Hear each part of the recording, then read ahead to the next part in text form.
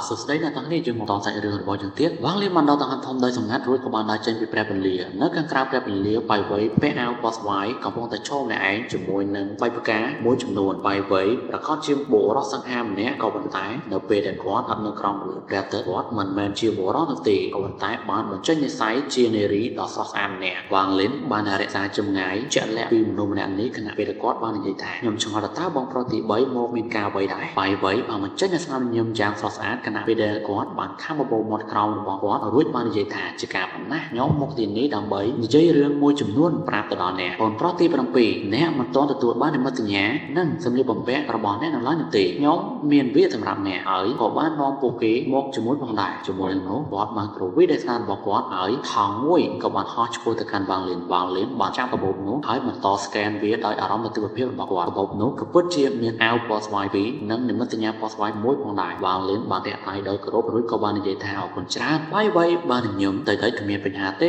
អ្នកមិនទាន់ស្គាល់ភ្នំពណ៌ស្វាយនេះនៅឡើយនោះទេចោបើមានសេចក្ដីម្នាក់នេះនៅទីនេះរួចចោលបង្ហាញអ្នកយ៉ាងម៉េចដែរវ៉ាងលៀនបញ្ចេញពលឺយ៉ាងចម្លែកនៅក្នុងភ្នែករបស់គាត់រួចក៏បានឆ្លើយបដិសេធថាអរគុណបងប្រុសសម្រាប់ទឹកចិត្តដ៏ល្អមួយនេះក៏ប៉ុន្តែខ្ញុំមានការរវល់ជាមួយនឹងការដណ្ដងរបស់ខ្ញុំមួយផ្លែដូច្នេះសូមធ្វើវានៅថ្ងៃក្រោយនៅពេលដែលវ៉ាងលៀនបាននិយាយចប់គាត់ក៏បានដើរថយក្រោយពី3ជំហានគាត់បានទទួលអារម្មណ៍ប្លែកពីបាយវៃហើយការដែលនិយាយជាមួយនឹងបាយវៃបានធ្វើឲ្យគាត់មានអារម្មណ៍ថាមិនស្រួលបាយវៃបានសម្លឹងទៅមើលវ៉ាងលៀនដោយមកក្រៀមក្រំខណៈពេលដែលនាងនិយាយយ៉ាងសកលថាបាទសូមអញ្ជើញតិចបាយវៃនឹងគឺជាមនុស្សអាត់ក្បាំងបាទចឹងហើយបានជាធម្មតាគឺនៅពេលដែលវ៉ាងលៀននៅជាមួយសេះច្បងផ្សេងៗទៀតគឺគាត់អត់មានអារម្មណ៍បែបហ្នឹងទេបាទតែនៅពេលដែលនៅជាមួយនឹងបាយវៃនេះគឺមានអារម្មណ៍ប្លែកនៅភាគខាងមុខទៀតគឺយើងដឹងហើយថាពេលឥឡូវខ្ញុំប្រាប់ឲ្យមកទៅបាយវៃនេះគឺមានធម៌ពលចំនួន2គាត់ដាំដុះទី1គឺធម៌ពលយិនហើយទី2គឺធម៌ពលយ៉ាងនៅពេលដែលគាត់ដងធម៌ពលយ៉ាងមានន័យថាគាត់ខ្លាយជាមនុស្សប្រុសប៉ុន្តែនៅពេលដែលគាត់ដាំដុះធម៌ពលយិនមានន័យថាគាត់នឹងខ្លាយជាមនុស្សស្រ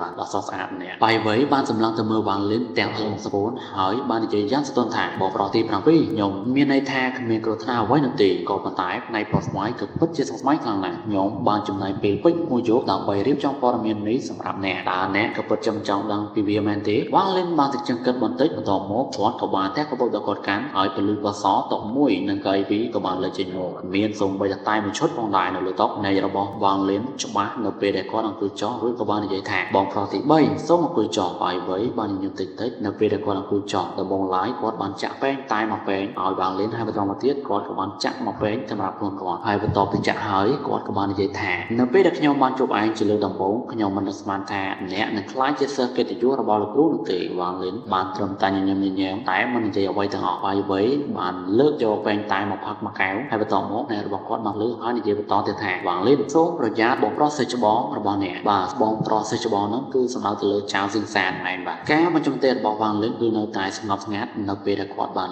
ងើបក្បាលរបស់គាត់សម្លឹងទៅមើលបាយវៃហើយរងចាំពាក្យបន្តបាយវៃបានទម្លាក់ពេងតែរួចក៏បាននិយាយយឺតៗថាបងប្រុសជាន់ខ្ពស់គឺជាអ្នកដែលស្ថិតនៅផ្នែកប៉ស្វាយហើយបានដើរតាមលោកគ្រូយូរជាងគេដូច្នេះគាត់បានដឹងរឿងជាច្រើនដែលតាក់ទងជាមួយនឹងនិកាយដែលយើងមិនដឹងដូចជាហេតុអ្វីបានជាលោកគ្រូនៅក្នុងពិភពផែនដីនេះហើយដាំដុះរាប់ម៉ឺនឆ្នាំអ្នកដាំដុះភាគច្រើននៅលើភពផែនដីទៀតយើងគ្រាន់តែដាំដុះរាប់ម៉ឺនឆ្នាំប៉ុណ្ណោះហើយការស្នាក់នៅរបស់បងប្រុសជាន់ខ្ពស់នៅក្នុងនិកាយគឺមានតែទួចណាស់នៃរបស់វ៉ាងលៀនការនៅធ្ងន់ធ្ងរប៉ុន្តែគាត់ក៏បានពិចារណាសំណួរនេះពីមុនមកផងដែរក៏ប៉ុន្តែដោយសារតែគាត់មិនដឹងច្រើនគាត់មិនបានពិចារណាវាឲ្យបានស៊ីជម្រៅនោះទេនៅពេលដែលគាត់លើពាក្យនេះពីបាយវៃគាត់បានចាប់ដើមគិតវាម្ដងទៀតតើសេចក្ដីចំនួនមុនរបស់លោកគ្រូទៅណាមិនត្រឹមតែអ្នកនិងខ្ញុំមិនដឹងនោះទេក៏ប៉ុន្តែក៏គ្មានអ្នកណាម្នាក់អាចយល់បានផងដែរមនុស្សតែម្នាក់គត់ដែលអាចដឹងពីអាថ៌កំបាំងនេះក្រៅពីបងប្រុសសេចក្ដីគឺជាបងប្រុសទី7មុនគឺសុនយន្តខ្ញុំសង្ស័យថាមូលហេតុដែលគាត់បននិកាយនៅពេលនោះគឺដោយសារតែរឿងទាំងអស់នេះវ៉ាងលៀន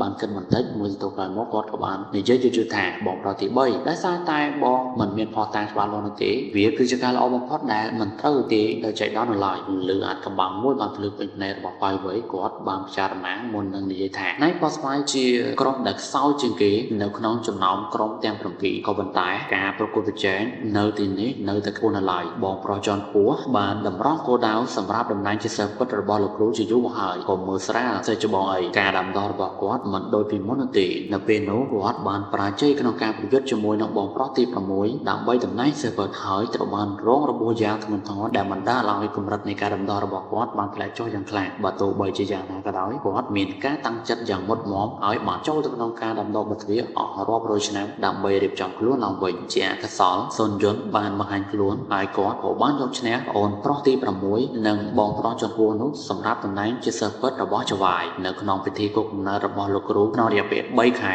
ចាប់ពីពេលនេះតទៅសិស្សថ្មីនៃក្រុមផ្នែកប៉ុស្តិ៍ស្វាយនឹងត្រូវបានជ្រើសរើសរហូតដល់តែបងប្រុសទី6ត្រឡប់មកវិញអ្នកនឹងក្លាយជាមនុស្សចាស់ដែលត្រូវទាត់ចេញវ៉ាងលីនបានងក់អើបន្តិចបន្ទាប់មកគាត់ក៏បាននិយាយថាចំណងជើងសិស្សពិតទាំង7របស់ RCR គ្រាន់តែជាចំណងជើងប៉ុណ្ណោះហេតុអ្វីបានជាយើងត្រូវប្រយុទ្ធគ្នាហើយអ្វីមានការផ្ញើផ្អើលយ៉ាងខ្លាំងគាត់បានក្រឡេកទៅមើលវ៉ាងលីនជាយូរមកហើយមុននឹងសាច់ខ្លាំងៗថាវាគ្រាន់តែជាចំណងជើងមែនទេអូនប្រុសទី7តើអ្នកយល់ទេថានៅពេលដែលអ្នកខ្លាចជាសិស្សពិតម្នាក់ក្នុងចំណោមសិស្សពិតទាំង7របស់ RCR នោះអ្នកនឹងមិនត្រឹមតែមានមនុស្សរាប់ម៉ឺនអ្នកប៉ុណ្ណោះទេគ្រប់ប្រទេសដាំដោះនឹងត្រូវគោរពអ្នកហើយអ្នកនឹងមានមនុស្សរាប់មិនអស់ដែលចង់ធ្វើជាអ្នកដើរតាមរបស់អ្នកលើពីនេះទៅទៀតសិស្សពិតទាំង7អ្នកអាចមានប្រទេសដាំដោះផ្ទាល់ខ្លួនសម្រាប់ធ្វើការដាំដុះផងដែរអ្នកអាចជ្រើសរើសប្រទេសដាំដុះណាមួយក្នុងចំណោមប្រទេសនានានៅលើភពផែនដីធានយន្តដែលសូម្បីតែប្រទេសមួយក្នុងចំណោមប្រទេសដែលនៅជុំវិញពិភពនានាដែលព័ទ្ធជុំវិញពិភពធានយន្តផងដែរហើយនោះមិនមែនជាផ្នែកដ៏សំខាន់នោះបំផុតនោះទេ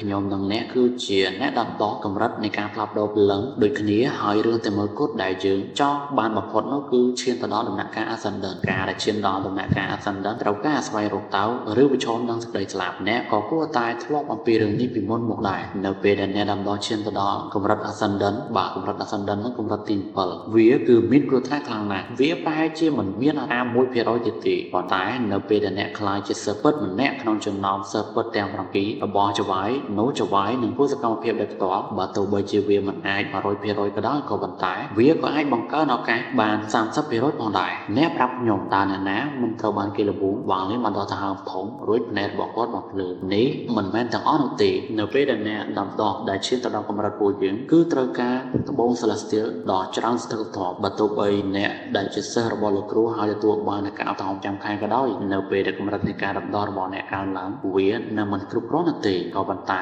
នៅពេលដែលអ្នកខ្លាចជាសិស្សពិតអ្នកក្នុងចំណោមសិស្សពិតទាំង7អ្នកនឹងអាចចូលទៅក្នុងកន្លែង stock នៃត្បូង Celestial គ្មានទីបញ្ចប់តើអ្នកនៅតែមិនល្បួងមែនទេផ្នែករបស់វ៉ាងលៀនធ្លាក់ចុះដូចគ្នានេះដែរបើអ្នកមិនខ្វល់ពីចំណងជើងនោះទេមិនខ្វល់ពីការឈានទៅដល់ដំណាក់កាល Ascendant នោះទេហើយមិនខ្វល់ពីត្បូង Celestial នោះទេតើអ្នកដឹងទេថានៅពេលដែលអ្នកខ្លាចជាសិស្សពិតម្នាក់ក្នុងចំណោម7អ្នកអ្នកនឹងទទួលបានមរតកដូនតាពិតប្រាកដរបស់លោកគ្រូមរតករបស់លោកគ្រូមិនមែនជាតៅដែលមិនច្បាស់លាស់នោះទេក៏ប៉ុន្តែវាគឺជាអក្ខរាវរត Celestial ពិតប្រាកដវើជាសិស្សពិតរយៈពេល100ឆ្នាំអ្នកនឹងទទួលបានអក្ខរាវរត Celestial ដែលមានគុណភាពទាបនេះគឺជាអក្ខរាវរត Celestial ដែលមានគុណភាពទាបពេញលេញការដែលខ្លាយជាសិស្សពិតក្នុងរយៈពេល1000ឆ្នាំនោះអ្នកនឹងទទួលបានអក្ខរាវរត Celestial ដែលមានគុណភាពទាបមួយទៀតអ្នកក៏នឹងត្រូវបានបញ្ជូនទៅសម្ព័ន្ធដាំដុះដើម្បីទៅធ្វើការដាំដុះបន្ថែមផងដែរហើយនឹងខ្លាចជាមហាអំណាចមួយនៅក្នុងពិភពដាំដុះផ្នែករបស់វ៉ាងលីនការនៅធ្ងន់ធ្ងរនៅពេលដែលគាត់បានសួរពាក្យឃ្លាថាចុះប្រសិនបើខ្ញុំខ្លាចជាសិស្សពិតក្នុងរយៈពេល1000ឆ្នាំខ្ញុំនឹងទទួលបាននៅអក្ខរាវរត Celestial ពេញលេញតើនេះគឺជាការពិតមែនទេបាយវៃបានហូបាលវាគឺជាការពិតសិស្សពិតរបស់ក្រុមពណ៌បៃតងលីសណាគឺជាសិស្សពិតអស់រយៈពេលជា1000ឆ្នាំមកហើយ100ឆ្នាំមុនគាត់ទទួលបានអក្ខរាវរត Celestial ដែលមានគុណភាពទាបទៅពេញលេញពីលោកគ្រូគាត់នៅតែស្ថិតនៅក្នុងការវឹកហាត់ដាំដុះបរិយាដែលកំពុងតែស្ដារវានៅឡើយនៅពេលដែលគាត់បានចេញមកកម្លាំងរបស់គាត់គឺស្ថិតនៅក្នុងកម្រិតដែលមិននឹកស្មានដល់នៃរបស់វ៉ាងលីនបានបញ្ចេញពលឺដ៏អាចកំបាំងក្រោយពីសញ្ជើងគិតមួយសន្ទុះគាត់ក៏បានងក់បារួចក៏បានក្រោកឈរគាត់ក៏បានទះដៃទៅកាន់បៃ3រួចក៏បាននិយាយថាបងប្រុសទី3ខ្ញុំហត់ហើយខ្ញុំត្រូវការសម្រាកហើយខ្ញុំនឹងមកនិយាយលេងជាមួយនឹងអ្នកនៅថ្ងៃក្រោយទៀតបៃ3ញញឹមនៅពេលដែលគាត់បានក្រោកឈររួចក៏បាននិយាយថាគ្មានបញ្ហាទេអញ្ចឹងខ្ញុំមិនរំខានអ្នកទៀតទេបងប្រុសទី7បើមានបញ្ហាអ្វីមួយអាចមករកខ្ញុំបានជាមួយនឹងនោះបៃ3ក៏បានក្រោកឈរកាន់ដៃរួចក៏បានងាកចេញទៅនៅពេលដែលគាត់ងាកមកស្នាមញញឹមនៅលើមុខរបស់គាត់ក៏បានតែគ្មានដែនទៅហើយត្រូវបានជំនួសដោយកម្មចេញមតិដ៏អាប់អួរបងប្រុសសិស្សច្បងចៅសិង្សាអ្នកចង់ខ្លាចជាសិស្សពិតម្នាក់ក្នុងចំណោមសិស្សពិតទាំង7ក៏ប៉ុន្តែតែតាមណាខ្ញុំបៃវៃនៅតែមានជីវិតខ្ញុំនឹងមិនឲ្យអ្នកជោគជ័យនោះទេខ្ញុំនឹងធ្វើឲ្យអ្នកបរាជ័យរាល់ពេលវ៉ាងលីនបានត្រឡប់ទៅព្រះពន្លាព្រៃប៉ស្វាយវិញហើយភ្នែករបស់គាត់បានភ្លឺពីមុនវ៉ាងលីនមិនបានដឹងអំពីតម្លៃនៃអក្ខរាវរត Celestial ពេញលេញនិងគុណភាពទាបនោះទេក៏ប៉ុន្តែបន្ទាប់ពីបាននៅជាមួយនឹងសិស្សតាណានអស់រយៈពេល1ខែនិងបាននៅរៀនអក្ខរាវរតចំនួន3វ៉ាងលីនបានទទួលការយល់ ល់ដឹងយ៉ាងស៊ីជម្រៅបន្តិចម្ដងពីអាក្រាវរត់ Celestial អាក្រាវរត់ទាំង3របស់ Sertanan បានកើតចេញពីអាក្រាវរត់ Celestial ដែលមិនពេញលេញហើយវាមានថាមពលខ្លាំងរួចទៅហើយដូច្នេះគេអាចសន្មតបានថាអំណាចនៃអាក្រាវរត់ Celestial ពេញលេញគឺមិននឹកស្មានដល់ពួក Celestial មានឥទ្ធិពលដោយសារតែហេតុផលពីរទី1កំណត់ទ្រព្យ Celestial 2គឺជាអាក្រាវរត់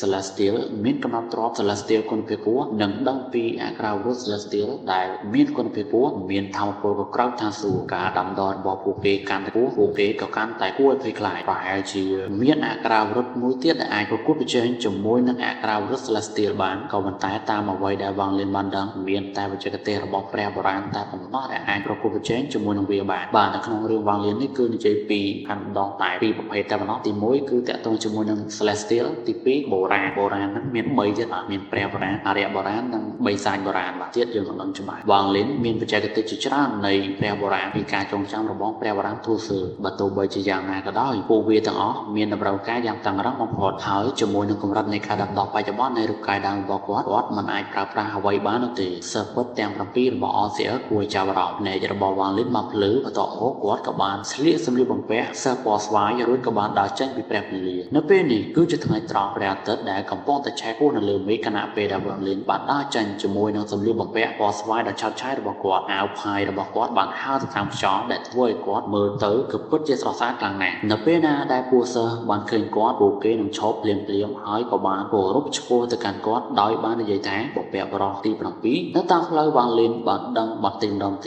នៅអ្វីដែលតាក់ទងជាមួយនិកាយវិស្នាតានសួគ៌និកាយវិស្នាតានសួគ៌នេះមិនដូចនិកាយនៅលើពិភពផែនដីសួគ៌ដែលជាកន្លែងអ្នកខ្លាំងត្រូវបានគេគោរពនោះទេដោយទៅវិញវាត្រូវបានរក្សានៅទំនៀមទម្លាប់ដើមរបស់មនុស្សចាស់ដែលតែងតែត្រូវបានគេគោរពហើយឋានៈរបស់បុគ្គលនៅក្នុងនិកាយគឺអាស្រ័យទៅលើនៅពេលដែលពួកគេបានចូលក្នុងនិកាយជាលទ្ធផលក្រៅពីនរណាម្នាក់ដូចជាវ៉ាងលៀនដែលស្រាប់តែលេចមុខចេញមកចំណាត់ឋានៈនៅទីនេះគឺមានស្ថិរភាពខ្លាំងណាស់ពីមួយចំនួនទៅមួយចំនួនដោយគ្មានបញ្ហាអ្វីឡើយនេះគឺជាមូលហេតុបើទោះបីជាសុនយន្តបានខ្លាចជាសិស្សពិតម្នាក់ក្នុងចំណោមសិស្សពិតទាំង7របស់ OCR ក៏ដោយក៏ប៉ុន្តែគាត់នៅតែហៅចៅសិង្សាថាជាបងប្រុសជនពូនៅពេលដែលពួកគេបានជួបគ្នាផងដែរតំបន់ផ្នែកពណ៌ស្វាយមានទំហំធំណាស់គាត់បានពិនិត្យមើលតំបន់នេះជាច្រើនដងដូច្នេះគាត់មិនស្គាល់ផ្លូវនោះទេគោលដៅរបស់គាត់លើកនេះគឺជាព្រះពន្លាកំណប់របស់កងពណ៌ស្វាយវិមាននេះគឺជាកន្លែងដែលពួកសិស្សកងពណ៌ស្វាយទាំងអស់ទទួលបានថ្នាំគ្រាប់និងត្បូង Celestial នេះគឺជាកន្លែងដែលបៃវៃ